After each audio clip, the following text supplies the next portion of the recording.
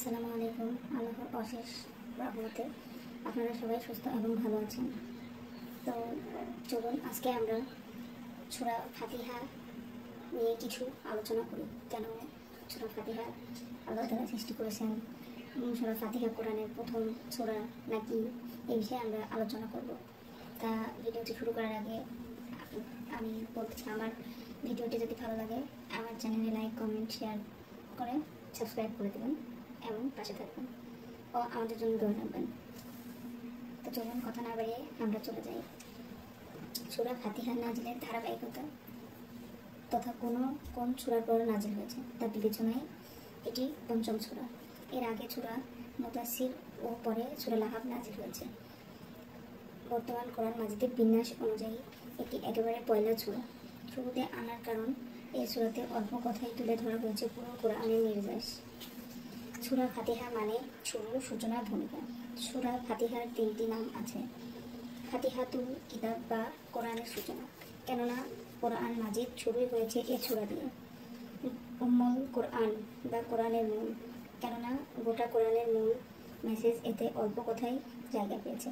আর আস-সাবাউল মাসানি বা বারবার পাঠ করার 7টি আয়াত, কেননা সূরা ফাতিহায় 7টি আয়াত আছে যেগুলো প্রতি নামাজে বারবার পড়তে হয়।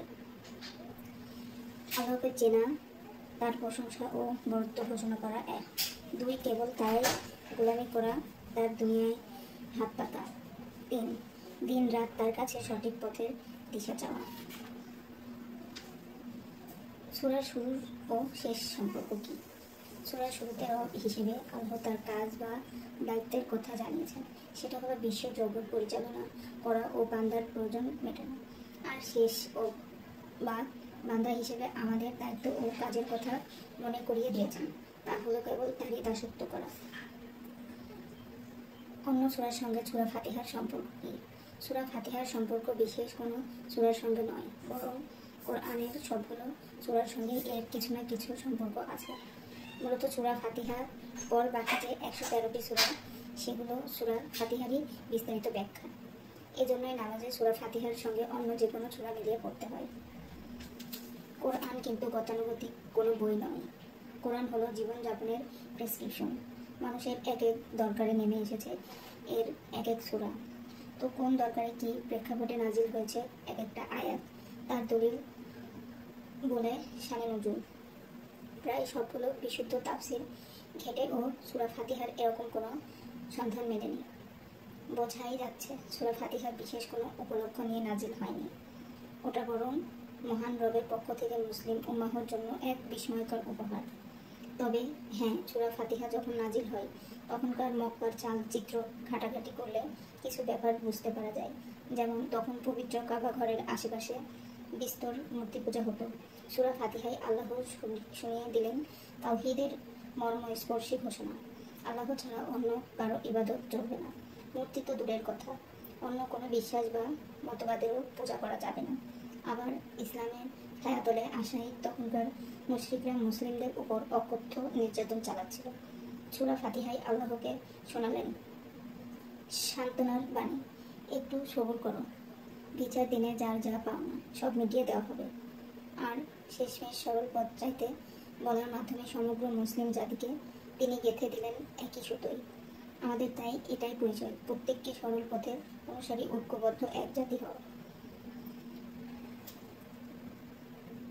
প্রথম অংশে আল্লাহ নিজের পরিচয় দিয়েছেন, মাঝের অংশে আল্লাহ ও বান্দার মাঝে যে চুক্তি তা মনে করিয়ে দেওয়া হয়েছে, আর শেষ অংশে তুলে ধরেছে বান্দার পরিচয়। সূরা ফাতিহার ফজিলত। কোরআনের সবচাইতে মর্যাদাপূর্ণ সূরা। নবীজি এক সাহাবীকে বললেন, আমি তোমাকে কোরআনের সবচেয়ে মহিমান্বিত একটি সূরা শেখাবো। সেই সূরাটি হলো সূরাতুল ফাতিহা। রোগের চিকিৎসা। রাসূল সাল্লাল্লাহু আলাইহি ওয়াসাল্লাম বলেন, সূরা ফাতিহা সমস্ত রোগের চিকিৎসা। উজ্জ্বল আলো। একবার জিবরিল এর সঙ্গে বসেছিলেন নবীজি। এমন সময় আসমানের একটি দরজা খোলার আওয়াজ শোনা গেল। এই দরজাটি এর আগে কখনো খোলা হয়নি। তখন ওটা দিয়ে নেমে এলেন এক ফেরেশতা। নবীজিকে সালাম দিয়ে বললেন, হে আল্লাহর নবী, দুটো আলোর সুসংবাদ গ্রহণ করুন। যে আলো দুটো শুধু আপনাকেই দেওয়া হয়েছে, আপনার আগের কোনো নবীকে দেওয়া হয়নি। একটি হলো সূরা ফাতিহা আর অন্যটি সূরা বাকারার শেষ কয়েকটি আয়াত। ওখান থেকে একটি হরফ পাঠ করলে বিনিময়ে আপনাকে প্রতিদান দেওয়া হবে। সুবহানাল্লাহ।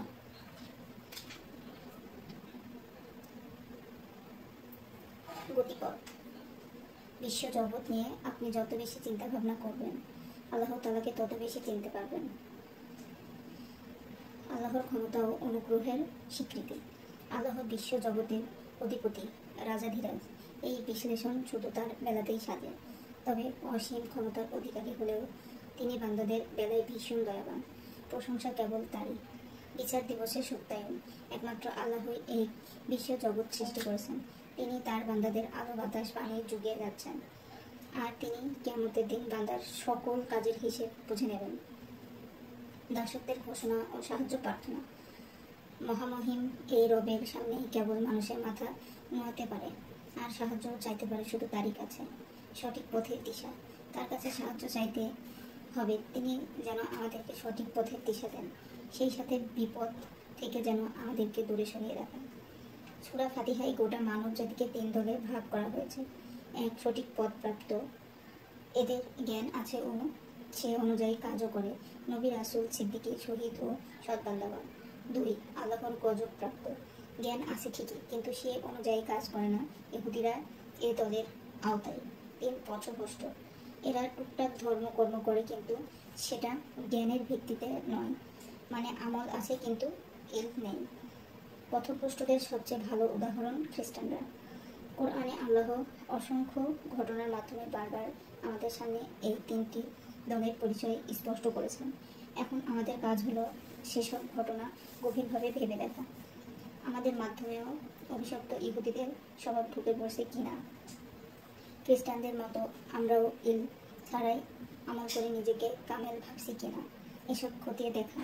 অন্যদিকে সঠিক পথের অনুসারী আমাদের প্রিয় নবী নূহ, ইব্রাহিম, মুসা ও অন্যান্য নবী। এছাড়াও সঠিক পথ পেয়েছেন লুকমান ও আসহাবে কাহফের যুবকেরা। তাদের ঘটনাগুলো নিয়েও নিবিড় গবেষণা করে দেখতে হবে আদতে আমরা কতটুকু তাদের অনুসারী হতে পারলাম। আল্লাহর নামে শুরু না করলে কোনো কাজই পূর্ণতা পায় না। যিনি সৃষ্টি করেছেন তিনি সর্বোত্তম পথ প্রদর্শক, তাই তার কাছে সঠিক পথ দিশা চাইতে হবে। জগতে যতটুকু প্রশংসা বাক্য আছে সবটুকু আল্লাহর জন্য, যিনি সৃষ্টি করেছেন বিশ্ব জগৎ।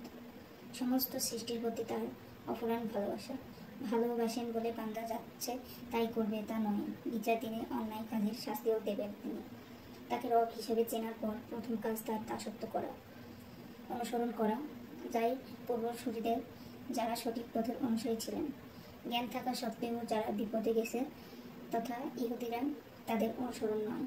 আর জ্ঞান না থাকার কারণে যারা পথভ্রষ্ট হয়েছে তারা খ্রিস্টান, ওদেরও অনুসরণ নয়।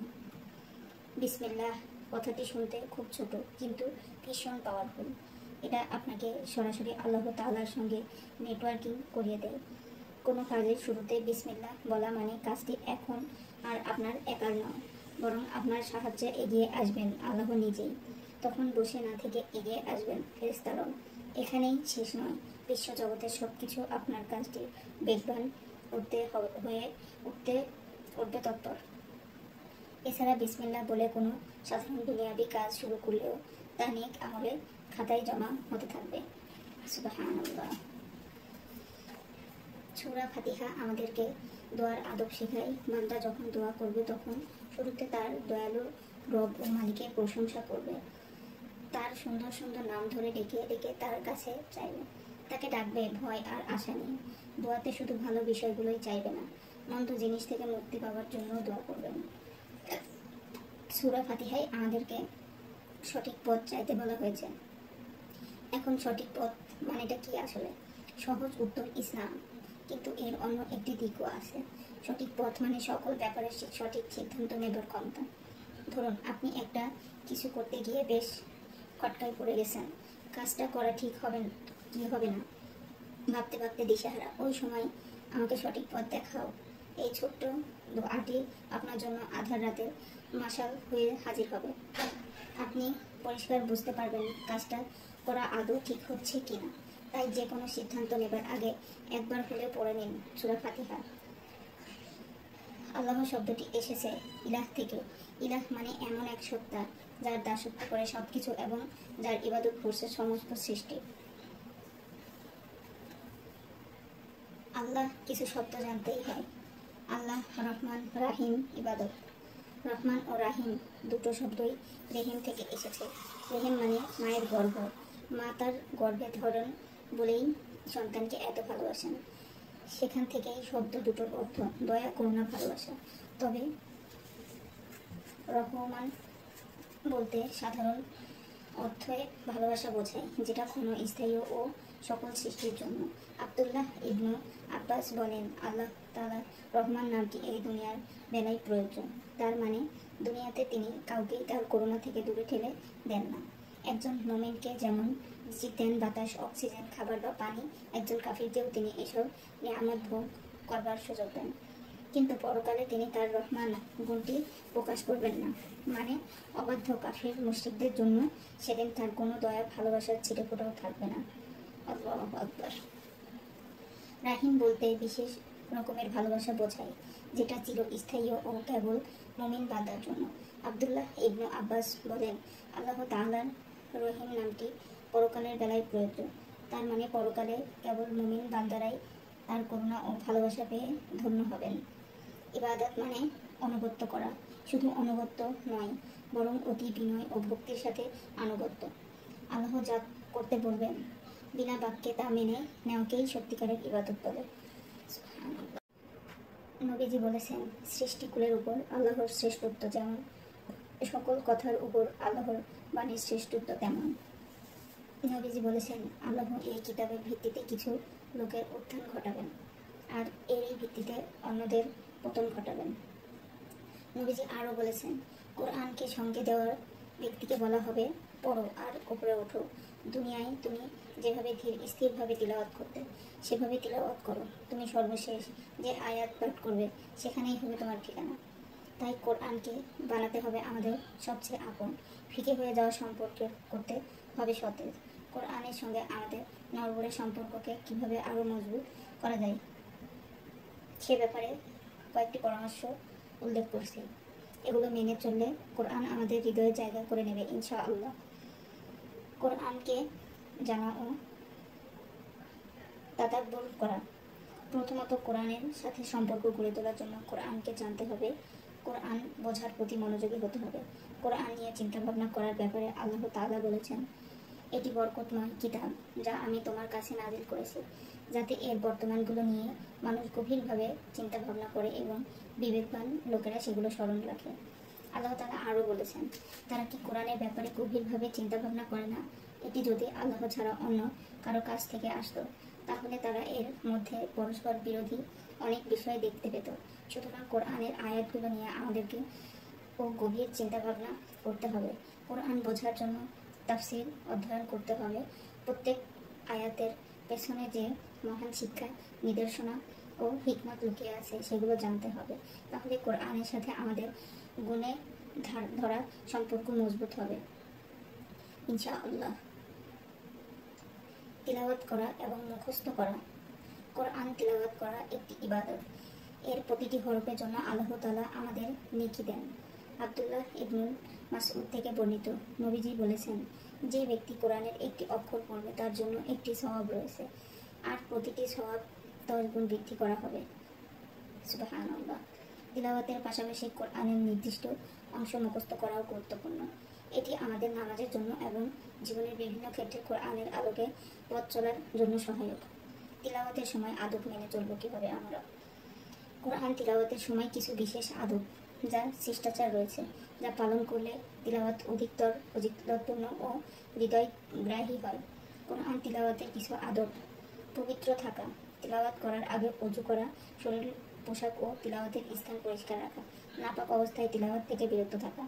কিবলামুখী হওয়া, কোরআন তিলাওয়াতের সময় কিবলামুখী হয়ে বসা উত্তম। আল্লাহর কাছে আশ্রয় চাওয়া, তিলাওয়াত শুরু করার আগে আউযু বিল্লাহি মিনাশ শাইতানির রাজিম পড়া, বিসমিল্লাহ বলা। প্রত্যেক সূরা শুরুর আগে বিসমিল্লাহির রহমানির রহিম বলা, তবে সূরা তওবা এর ব্যতিক্রম।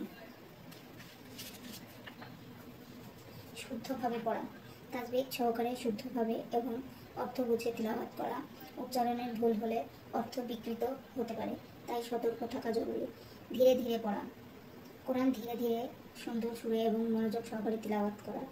বিনয় ও ভীতি সহকারে পড়া। জাহান্নামের আয়াত পড়লে আল্লাহর কাছে আশ্রয় চাওয়া এবং জান্নাতের আয়াত পড়লে জান্নাত কামনা করা। কোরআন দেখে পড়া, মুখস্থ জানলেও কোরআন মুসহাফ থেকে দেখে তিলাওয়াত করা বরকতময়। এতে মনোযোগ বৃদ্ধি পায় এবং দৃষ্টিশক্তি প্রখর হয়। অন্য কাজে ব্যস্ত না থাকা, তিলাওয়াতের সময় একাগ্রচিত্ত হওয়া, অপ্রয়োজনীয় কথা বলা বা তিলাওয়াতের মধ্যে মনোযোগের বিঘ্ন ঘটানো থেকে বিরত থাকা। কোরআন তিলাওয়াতের সময় স্থির থাকা, দাঁড়িয়ে হাঁটতে হাঁটতে বা ব্যস্ত অবস্থায় তিলাওয়াত না করা, বরং স্থির হয়ে বসে তিলাওয়াত করা উত্তম। নিরিবিলি পরিবেশে তিলাওয়াত করা, এমন পরিবেশে তিলাওয়াত করা যেখানে মনোযোগ বিচ্ছিন্ন হওয়ার আশঙ্কা কম। তিলাওয়াতের পর দোয়া করা, তিলাওয়াত শেষে আল্লাহর প্রশংসা করা এবং তার কাছে ক্ষমা ও কল্যাণ প্রার্থনা করা। এগুলো ছাড়া ও কোরআনের প্রতি সম্মান দেখিয়ে পৃষ্ঠাগুলো পরিষ্কার রাখা এবং পড়া শেষ হলে সঠিকভাবে গুছিয়ে রাখাও অত্যন্ত গুরুত্বপূর্ণ। কোরআনের উপর আমল করা, কোরআনের সাথে সম্পর্কের সবচেয়ে গুরুত্বপূর্ণ দিক হলো এর উপর আমল করা। কোরআনকে জীবনের প্রতিটি ক্ষেত্রে বাস্তবায়ন করতে হবে। আল্লাহ তাআলা বলেছেন যে আমার দিক নির্দেশনা অনুসরণ করবে সে সঠিক পথ থেকে বিচ্যুত হবে না, দুরবস্থায়ও পড়বে না, আর যে আমার স্মরণ থেকে মুখ ফিরিয়ে নেবে তার জীবন হবে সংকীর্ণ, আর কিয়ামতের দিন তাকে উঠাবো অন্ধ করে। কোরআন আমাদের জীবনের প্রতিটি ক্ষেত্রে পরিপূর্ণ দিক নির্দেশনা দিয়েছে। আমরা যদি সেগুলো অনুযায়ী আমাদের আচার আচরণ, লেনদেন, ইবাদত বন্দেগী এবং সামাজিক দায়িত্বগুলো পালন করি, তবে কোরআনের সঙ্গে আমাদের সম্পর্কও দৃঢ় হবে এবং আল্লাহর সন্তুষ্টিও অর্জিত হবে ইনশাআল্লাহ। কোরআন শিক্ষার প্রচার, কোরআনের সাথে আমাদের সম্পর্কের আরেকটি গুরুত্বপূর্ণ দিক হলো এর শিক্ষাকে অন্যদের মাঝে ছড়িয়ে দেওয়া একটি মহান কাজ এবং নবীদের কাজ। নবীজি বলেছেন, তোমাদের মধ্যে সর্বোত্তম ব্যক্তি সেই যে নিজে কোরআন শেখে এবং অন্যকে শেখায়। তাই আমরা নিজেরা কোরআন শেখার পাশাপাশি আমাদের পরিবার, সন্তান এবং সমাজকে কোরআনের পথে আহ্বান করব ইনশাআল্লাহ। কোরআন দ্বারা আত্মশুদ্ধি অর্জন করা, আত্মা পরিশুদ্ধ করার অন্যতম মাধ্যম কোরআন। আমরা যদি কোরআনের আলোতে চলি তাহলে আমাদের হৃদয় এবং মন কুলুষমুক্ত হবে। আল্লাহ তাআলা বলেছেন, নিঃসন্দেহে এই কোরআন এমন পথ দেখায় যা সবকিছুর জন্য সবচেয়ে ভারসাম্যপূর্ণ। আল্লাহ রাসূল বলেছেন, যখন কোনো সম্প্রদায় আল্লাহর কোনো ঘরে সমবেত হয়, আল্লাহর কিতাব তিলাওয়াত করে এবং পরস্পর তা অধ্যয়ন করে, তখন তাদের উপর প্রশান্তি নাজিল হয়, রহমত তাদেরকে আবৃত করে নেয়, ফেরেশতারা তাদেরকে পরিবেষ্টন করে রাখে এবং আল্লাহ তার নিকটবর্তী ফেরেশতাদের মাঝে তাদের আলোচনা করেন। ওপরে এই পরামর্শগুলো মেনে চললে কোরআনের সাথে আমাদের সম্পর্ক হবে জীবন গভীর ও অর্থবহ। কোরআন আমাদের ব্যক্তিগত, সামাজিক এবং আধ্যাত্মিক জীবনের পূর্ণাঙ্গ গাইডলাইন। সুতরাং আমরা যদি কোরআনের সাথে সত্যিকারের অর্থ একটি দৃঢ় সম্পর্ক গড়ে তুলতে পারি, তাহলে আমাদের দুনিয়া এবং আখিরাত উভয়ই সফল হবে ইনশাআল্লাহ। আল্লাহ তাআলা আমাদের সবাইকে কোরআনের প্রকৃত হক আদায় করার তৌফিক দান করুন, আমিন।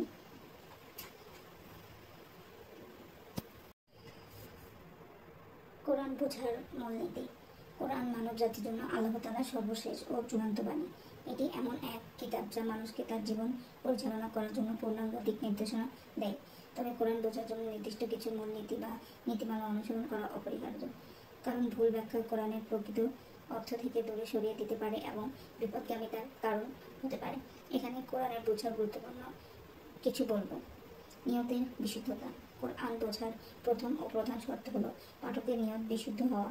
কোরআন বোঝার ক্ষেত্রে উদ্দেশ্য হওয়া উচিত সঠিক পথের অনুসন্ধান এবং আল্লাহর সন্তুষ্টি অর্জন।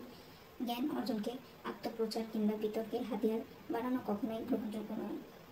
নিয়ত যদি নিরপেক্ষ ও সৎ না হয়, তবে তার মাধ্যমে সঠিক পথ পাওয়া যায় না। হাদিসে এসেছে, আল্লাহ রাসূল সাল্লাল্লাহু আলাইহি ওয়াসাল্লাম বলেছেন, নিশ্চয়ই সকল কাজ নিয়তের উপর নির্ভরশীল। প্রত্যেক ব্যক্তি তাই পায় যা নিয়ত সে করে। তাই সবকিছুর আগে আমাদের জন্য জরুরি হলো নিয়তকে পরিশুদ্ধ করে নেওয়া আর এই বিশুদ্ধতা অর্জনের কয়েকটি পথ অবলম্বন করা। কোরআন পাঠ শুরু করার আগে ও পাঠ চলাকালে আল্লাহকে স্মরণ করা এবং তার সন্তুষ্টি অর্জনের জন্য দৃঢ় সংকল্পবদ্ধ হওয়া। নিজের নিয়তকে যাচাই করা যেন এতে কোনো দুনিয়াবি উদ্দেশ্য বা অন্যের প্রশংসা লাভের আশা না থাকে।